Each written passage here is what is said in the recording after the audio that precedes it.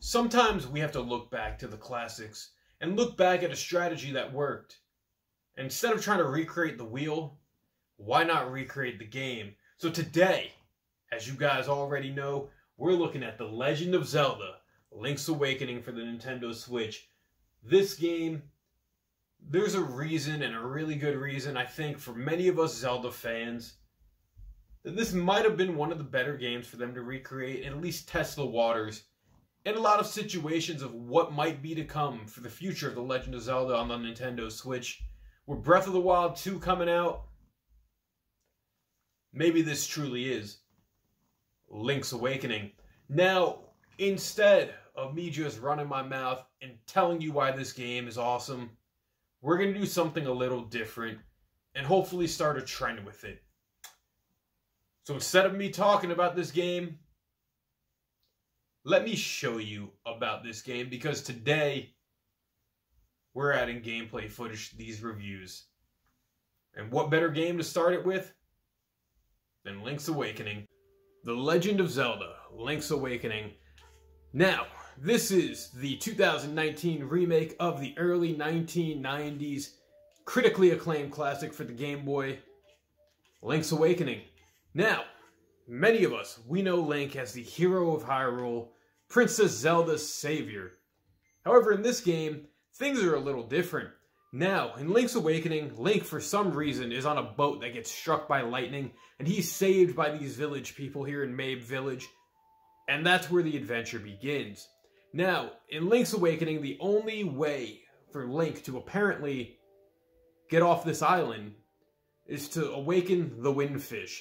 Now, in order to do that, you have to discover 8 of these illustrious Windfish secret special instruments, whatever they're called in this game, to awaken him and to hopefully escape from this island. Now, many things about Link's Awakening are very, very different than your traditional Zelda game.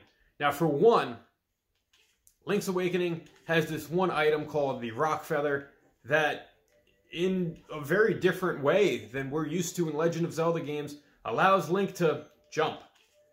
Now, this becomes very, very interesting in a lot of puzzles and a lot of different scenarios throughout the game. Jumping allows you to overcome many obstacles. As you can see here, I got a hole, and I can jump over it as this weird centipede-looking thing wants me dead. Now, other things about Link's Awakening that are fantastic are, one, this recreation looks really, really stunning. I know a lot of people weren't a big fan of the art style when this game was announced, but how else would you create this game that was a top-down perspective game for the original Game Boy? This game, to me, creates an art style that, very admittedly, would go well for a Link to the Past remake in HD. And I just think that Nintendo did a great thing by creating, essentially, recreating this world that Link was trapped in. As always, you do have a lot of elements here that are traditional to your old school top-down Zelda games, such as your sword. You do have your shield. You do have different tunics you can get in this game, as well as, you know, your charging abilities, as seen here. You can charge into trees to get fruits that'll recover your health. After each boss fight, you do get a heart container, and as always, collecting 5 of them does allow you to get a different, or an extra heart container for that matter. And just overall, this game, it's Zelda. It's Legend of Zelda to its classic, and very similar to its more modern counterparts. Now, I say that not by gameplay style, but just by some additions that Nintendo have added to this game for what it's worth. For one, let's look at the menu. When we go into the menu, we do get this ability to look at this huge world map now. And in the original game, I don't believe, or I know for a fact, the original menus weren't as in-depth. This definitely takes its inspiration from Breath of the Wild. Now, one cool thing I like about this game that they added, in case you ever forget where you need to go, instead of going to a hint spot, which are seen here as these icons with telephone booths on top of them, there's a memories option. And throughout everything that you get, you'll meet different people. You'll meet these owls who give you hints. You can kind of just click into them and reread what he tells you. So it hopefully points you in the right direction. You do have, you know, icons that tell you about where your hearts are, and you collect these secret seashells as well to, at least as it's explained, it'll give you a very powerful sword. I don't have that currently, but I bet it'll help immensely throughout the game. Now, you do get 2 different types of shield in this game that, you know, I mean, they're in there, you'll unlock them. It's not like they're secret weapons, so they're not really spoilers. But I do love just overall how different yet traditional this game is. There's going to be a reason for that as you play through the game. That's something I'm not going to spoil for you guys. But even in some of the dungeons, you do get to have these weird, almost 2D Mario-like platforming stages to get through certain areas. They're not really anything puzzle-based for the most part, and they're just kind of there to, you know, I guess add a little bit of a kindred spirit to the dungeons and make them a little more fun. Now, as you can see here, you do get different icons here, or items here, like a Guardian Acorn, which will reduce your damage you're taking by half. You do get power emblems, I think they're called, that increase temporarily the amount of damage you deal. And, you know, these little things are what take apart from your traditional Legend of Zelda game. But at the same time, they add an element to the game which makes it different enough to be intriguing. Now, compared to the original game, this game really is top-down, almost the same basis. They've added little things to make the game a little bit different. But if you've played Link's Awakening for the original Game Boy, you know the story. And this is a trip down memory lane in a modern era that just kind of shows in itself how much the gameplay of Link's Awakening, and I think the old school Zelda games in itself, holds up to this day. You know, playing this game reminded me a lot of 3D Dot Game Heroes, which is funny that it did, for the sheer fact that that game took its inspiration from The Legend of Zelda.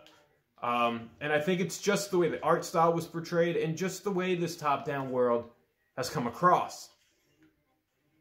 Link's Awakening, you know, you're looking pretty good in my book. You know, the game's not that long. For a game that was a $60 price tag, I don't think it should have been. I think this game would have fit perfectly along, like the $40 price tag, like $39.99 here in the States. And that's where I feel like this game would shine, for the sheer fact that it's not a long game, and it's definitely not a game that is as in-depth as Breath of the Wild in terms of size. However, in terms of other aspects of just beauty and color, as you can see, I like jumping in these holes, just because the way Link falls is kind of funny to me. Just in terms of everything compared to Breath of the Wild, this game definitely doesn't feel like a AAA exclusive game. It is The Legend of Zelda. It is going to provide you with a lot of challenge, a lot of fun at the same time, and bring you into this world that was created nearly 30 years ago. And it's definitely, I think, worth the playthrough. You know, if we go through the menus again, you see you get all your traditional items like the hook shot, the arrows, the magic rod, bombs, magic powder, which is in this game, and your traditional ocarina, which you can learn songs to play, and they help you solve puzzles throughout the way. So what are my final thoughts on Legend of Zelda: Link's Awakening for the Nintendo Switch? I think this should be a new trend for Nintendo games. As I mentioned, I'm not a big fan that this game had a $60 price tag, but I think if Nintendo were to go back and create new top-down Legend of Zelda games for like a $40 price tag, we might have a whole new sub-series on our hands, because this game, to me, came out fantastic. I love the art style, I love the music, I love the world, I love that this game just doesn't really take itself too seriously, because it already had a formula that worked back in the early 90s with this game. And pretty much having this recreation with adding little subtle things to make it a little more modern, worked. This game plays fantastic. This game looks fantastic for the art style they went through.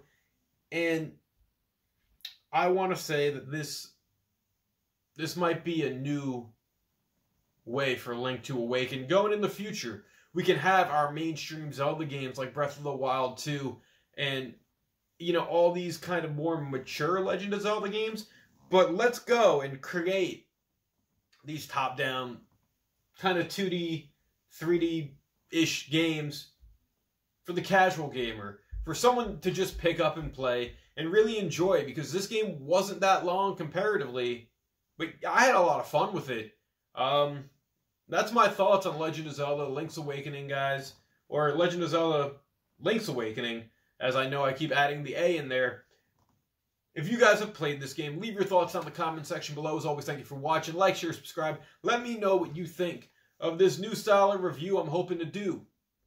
Is it working? Is it not working? I do have a capture card coming in the mail, so we're going to have actually legit footage coming soon, hopefully.